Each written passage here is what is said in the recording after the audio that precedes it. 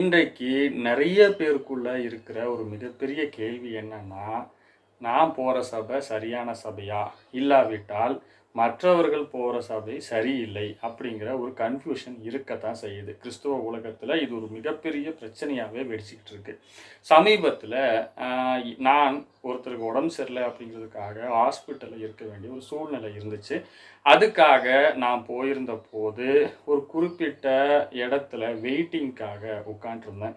பல மணி நேரங்கள் அங்க காத்திருக்க வேண்டிய சூழ்நிலையில, ஒரு சகோதரி கிட்ட பேசிக்கிட்டு இருந்தேன். அப்ப அந்த சகோதரி சொன்ன விஷயம், எனக்கு ரொம்பவே ஆச்சரியமா இருந்துச்சு. அதாவது அ பேரு கேட்டாங்க. நான் பேர சொன்னேன். மற்ற எந்த காரியங்களையும் நான் எதுவுமே சொல்லிக்கல. ஆனா, அவங்களுடைய பேரும், மற்ற காரியங்கள் எல்லாம் பேசிக்கிட்டு, "ஓ! நீங்க கிறிஸ்தவரா?"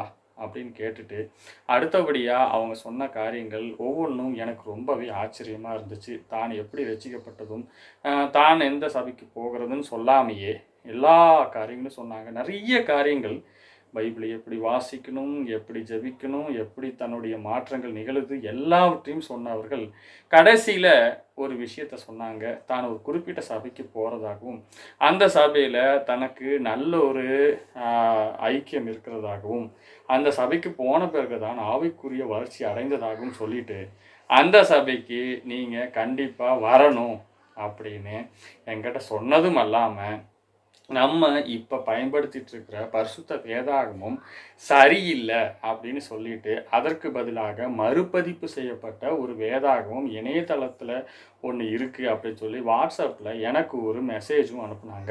அந்த லிங்க ஓப்பன் பண்ணி, நீங்க சாதாரண நம்ம பயன்படுத்தக்கூடிய பரிசுத்த வேதாகமத்தையும், அந்த லிங்க்ல இருக்கிற அந்த புத்தகத்தையும் கம்பேர் பண்ணி படிச்சா, பல சத்தியங்கள் நமக்கு தெரியும் அப்படின்னு விளக்கமா சொன்னாங்க. ஏறக்குறைய 1 1/2, 2 மணி நேரம் பேசின அந்த சகோதரி கடைசியா இப்படி சொல்லி முடிச்சாங்க. எனக்கு இதெல்லாம் பேசி முடிச்சு, மறு உத்தரவா அவங்ககிட்ட நான் எதுவுமே சொல்லல அப்படின்னாலும், அ என்கிட்ட திரும்ப திரும்ப அவங்க கேட்ட கேள்வி என்னன்னா, "நீங்க எந்த சபைக்கு போறீங்க?" அப்படின்னு கேட்டாங்க. நான் வந்து சொன்னேன், "இல்லங்க, நான் சபைய எப்பவுமே குறிப்பிடுறதில்ல. ஏன்னா சபை வந்து ஒரு பெரிய விஷயம் கிடையாது." அப்படின்னு சொன்னபோது, "இல்ல பிரதர், நீங்க இன்னுமே வந்து கிறிஸ்தவத்துக்குள்ள சரியா வளரல." அப்படின்னு ஒரு வார்த்தைய குறிப்பிட்டாங்க. இதே மாதிரி இந்த காலத்துல மட்டும் தான் இருக்கா அப்படின்னு கேட்டீங்கன்னா, சில ஆண்டுகளுக்கு முன்னாடி நானு ஞாயிறு பள்ளி எடுக்கிறதுக்காக ஒரு இடத்துக்கு போயிருந்தபோதும், வழக்கமா போகக்கூடிய ஒரு இடம் தான். குறிப்பிட்ட பசங்க வேற ஒரு காங்கிரிகேஷன்ல இருக்கிறதுனால, அவங்க என்கிட்ட பேசும்போது, "நீங்க எந்த சபை? நீங்க எந்த சபை சொல்லுங்க.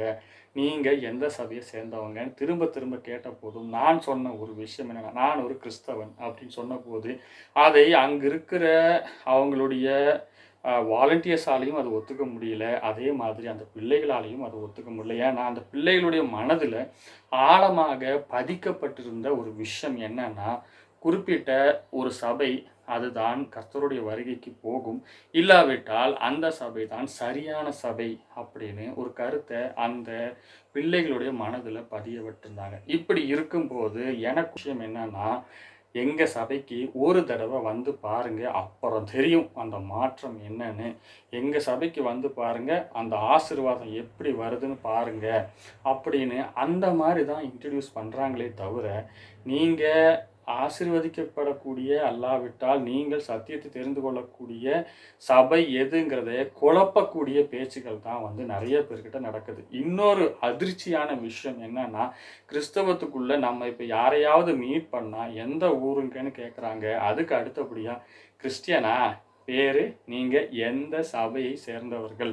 அத வைத்து தான் அவங்கள் மேற்கொண்டு நம்மகிட்ட பழகணுமா வேண்டாமான்னு கூட யோசிக்கிறாங்க. சில சபைகள்ல மற்ற சபையினர பார்த்தா நம்ம ஸ்தோத்திரமோ, இல்லன்னா வாழ்த்துதலோ தெரிவிக்க கூடாதுன்னு கூட சொல்லிக் குடுக்குறாங்க. இதற்கு வேத வசனங்களும் இருக்கிறதாக பவுல் சொன்னதாக சொல்லக்கூடிய சில சபைகளும் இருக்கு. நான் அவங்கள குற்றப்படுத்தல. ஆனா, அந்த மாதிரி காரியங்கள் நிலையில இருக்கு அப்படிங்கிறத குறிப்பிட விரும்புறேன். ஸோ, இதுக்கான காரணம் என்ன அப்படின்னு கேட்டீங்கன்னா, தாங்கள் போகிற சபை தான் சரியான சபை அப்படிங்கிறத அவங்க ஆழ்மனதில ஆழமாக பதிக்கிறதுக்கு ஊழியக்காரங்களும் சரி, பழைய விசுவாசிகளும் சரி ரொம்பவே கஷ்டப்படுறாங்க. அதுக்காக அந்த சபைக்கு ஏற்ற, அவங்க சொல்லக்கூடிய காரியங்களுக்கு ஏற்ற விதமான சில வசனங்கள் இருக்கா வசனத்துலன்னு தேடி கண்டுபிடிச்சி எடுத்து சில காரியங்கள் வைக்கிறாங்க. இதுக்கெல்லாம் மேலே சிலர் ஒருத்தர் ஆண்டவருக்குள்ளே இருக்கிற டிஃப்ரென்ஸ் ஒன்றும், பரலோகத்தில் நிறைய டிஃப்ரென்ஸ் இருக்கணும், நரகத்தில் நிறைய டிஃப்ரென்ஸ் இருக்குன்னு சொல்லி பல காரியங்களை எடுத்து காட்டி மக்களை நிறைய குழப்பி கிறிஸ்துவத்துக்குள்ள சண்டைகள் ஏற்படுத்தக்கூடிய அளவுக்கு இன்றைய காரியங்கள் நடந்து கொண்டிருக்கிறது. இந்த நிலையில இந்த சபைகளுக்குள்ள எந்த சபை கர்த்தருடைய வருகைக்கு போகும் அப்படின்னு என்ன கேட்டிங்கன்னா, பர்சனலாக வசனத்திலேருந்து நம்ம பார்க்கும்போது இயேசு அல்லாவிட்டால் கர்த்தர் அல்லாவிட்டால் பிதாவான தேவன் எந்த சபையுமே முன்குறித்து சொன்னதாக வசனத்தில் இல்லை. அவர் சொல்றது என் சபையை நான் கட்டுவேன் அப்படின்னு மட்டும்தான் சொன்னார். எந்த விதமான வார்த்தையாலும் எந்த சபையும் முன்னிறுத்தி அவர் சொன்னதாக வசனத்தில் எங்கேயுமே இல்லை. அப்படின்னா அவர் ஒரு ஸ்டாண்டர்டை வச்சிருக்காரு. இன்றைக்கு நம்ம இருக்கிற எந்த சபையை நீங்கள் எடுத்துக்கிட்டாலும் அதில் குறைகளும் இருக்குது, நிறைகளும் இருக்குது. அப்படின்னா இன்னைக்கு இருக்கிற சபை எதுவுமே சரியில்லையா அப்படின்னு கேட்டிங்கன்னா, உண்மை என்னன்னு கேட்டிங்கன்னா, எந்த சபையிலுமே பூரணமான 100% பெர்ஃபெக்டான சபை அப்படின்னு நீங்கள் சொல்லவே முடியாது. இப்படி சொல்லும்போது நிறைய பேருக்கு கோபம் வரும். அதாவது எங்களோட சபை வந்து எல்லாவற்றிலும் பர்ஃபெக்டாக இருக்குது அப்படின்னு சொல்லுவாங்க. இல்லாவிட்டால் குறிப்பிட்ட சபையினர் இந்த காரியத்தில் குறைவுள்ளவங்களாக இருக்காங்க அப்படின்னு அந்த வாக்குவாதங்கள் ஏற்படலாம். ஆனால் உண்மையை சொன்னீங்கன்னா, நீங்கள் வசனத்தின் அடிப்படையில் வச்சு நம்ம சொல்லக்கூடிய பெர்ஃபெக்டான சபைன்னு எந்த சபையை உள்ளே நிறுத்தி பார்த்தீங்கனாலும் ஏதாவது ஒரு வகையில் குறை உள்ளதாகத்தான் தெரியும். இது ஏற்றுக்கொள்ள வேண்டிய முக்கியமான காரியம். இன்னொரு விஷயம், இந்த எல்லா சபைகளுமே குறை மட்டும்தான் இருக்கா அப்படின்னு கேட்டிங்கன்னா, அதில் நிறைகளும் இருக்குது, நல்ல விஷயங்களும் நிறையா இருக்குது, எல்லா சபைகளிலும் இருக்குது. அப்படிங்கும்போது இந்த நிறைகளை எல்லாம் சேர்த்து ஆண்டவர் வைத்திருக்கிற ஒரு பெஞ்ச் மார்க்காக என்னுடைய சபை அப்படின்னு இயேசு வைத்திருக்கிற ஒரு சபை இருக்குது. அந்த சபைக்கு உள்ளே வரக்கூடியவங்க மட்டும்தான் கர்த்தருடைய வருகைக்கு போக முடியும். இல்லாவிட்டால் பரலோகத்திற்குள்ளே போக முடியும். அதனால் இந்த உலகத்தில் நம்ம எந்த சபையில் இருக்கிறோங்கிறது முக்கியம் இல்லை. இன்னொரு விஷயம், எந்த உபதேசத்துக்குள்ளே சுற்றுறோங்கிறது முக்கியம் இல்லை. ஆனால் வசனத்தின்படி இல்லாவிட்டால் பரிசுத்த வேதாகமும் குறிப்பிடுகிற வார்த்தையின்படி நம்ம வாழுகிறோமா அப்படிங்கிறது தான் ரொம்ப முக்கியம். சில குழப்பங்கள் இருக்குது அப்படின்னு சொன்னால் பர்ஃபெக்டாக நம்மளோட லைஃபு வசனத்தின்படி நடக்குதான்னு பார்க்கணும். ஏன்னா எல்லா சபைகளுக்குள்ளேயுமே ஒரு சில குறைகள் இருக்கத்தான் செய்யுது. அந்த குறைகளை கலைந்து பார்த்தாலும் சில நேரங்களில் நம்ம அதுக்கு எதிர்த்து பேசுகிற மாதிரி வரும். இன்னொரு விஷயம் நான் சொல்ல விரும்புகிறது என்னன்னா, எந்த சபையுமே வந்து நம்ம குற்றப்படுத்தக்கூடாது. அப்படி குற்றப்படுத்துகிறவர்கள் யார் அப்படின்னு கேட்டிங்கன்னா வந்து அது ஆட்டோமேட்டிக்காக குற்றப்படுத்துகிற யார் அப்படின்னு கேட்டிங்கன்னா பிசாசை தான் குறிக்கும். ஏன்னா ஏசப்பாவின் பிள்ளைகள் இல்லாவிட்டால் ரட்சிக்கப்பட்டவர்கள் இல்லாவிட்டால் கிறிஸ்துவை பின்பற்றுகிறவர்களை குற்றப்படுத்துகிறது தான் முக்கியமான வேலையாக பிசாசு செஞ்சு கொண்டிருக்கிறான். அப்போ அந்த வேலையவே நம்மளும் செய்யும்போது நம்ம ஆட்டோமேட்டிக்காக அவனுடைய பிள்ளைகளாக மாற வேண்டிய அவசியம் ஏற்பட்டு விடுகிறது. இன்னொரு விஷயம், வசனம் அதாவது பரிசுத்த வேதாகம் சொல்லுகிறது என்னன்னா, உங்களை விட மற்றவர்களை மேன்மையாக கருதுங்கள் அப்படின்னு தான் பரிசுத்த வேதாகம் சொல்லுது. அப்படிங்கிறப்ப அடுத்த சபையாரை நம்ம மேன்மையாக தான் கருதணுமே தவிர நம்மளை விட மட்டமானவர்கள் அல்லது கீழ்ப்படிந்தவர்கள் அப்படின்னு நம்ம சொல்ல முடியாது. இதுக்கு ஒரு பெஸ்ட் எக்ஸாம்பிள் ஒன்று சொல்ல விரும்புகிறேன். சமீபத்தில் ஒரு குறிப்பிட்ட சகோதரனோட பேசிகிட்டு இருக்கும்போது அவருக்குள்ள நிறைய குறைகள் இருக்கிறதாக சுற்று வட்டத்தில் இருந்த நிறைய பேர் என்கிட்ட சொன்னாங்க.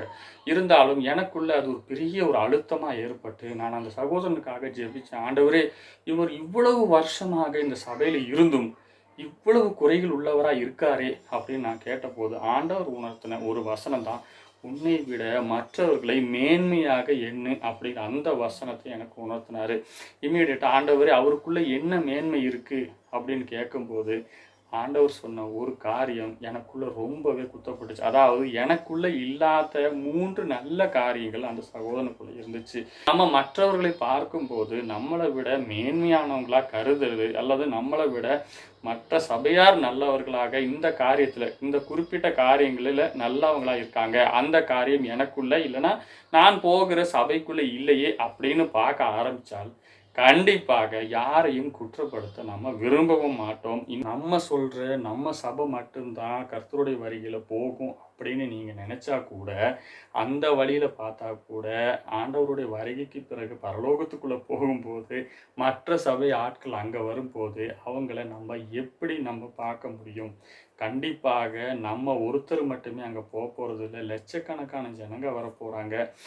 இல்லன்னா கோடிக்கணக்கான ஜனங்க வரப்போறாங்க. அந்த இடத்துல நான் குறிப்பிட்ட சபை ஆட்காரர்கள் மட்டும் தான் பேசுவேன் அப்படின்னு சொல்றது நடக்குமா? அப்படின்னு யோசிச்சாலே இந்த சபை பாகுபாடுகளும், இந்த சபை பிரிவினைகளும் வராது.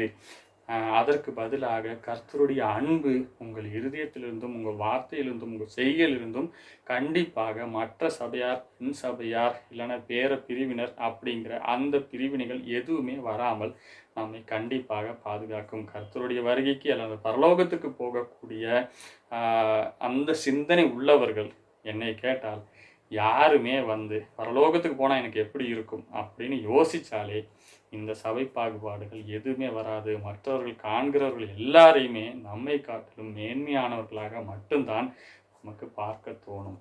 இந்த வீடியோ உங்களுக்கு பிரயோஜனமாக இருந்திருக்குன்னு கர்த்தருக்குள்ள விசுவாசிக்கிறேன். இதே போல் பல வீடியோக்களை பார்க்க அரேசன்ஷைன்.in அப்படிங்கிற இந்த யூடியூப் சேனலை சப்ஸ்கிரைப் பண்ணிக்கோங்க. இதே மாதிரி இன்னும் பல புதிய வீடியோக்களோட உங்களை சந்திக்கிறேன். அது வரைக்கும் கர்த்தர் உங்களோடு கூட இருப்பாராக.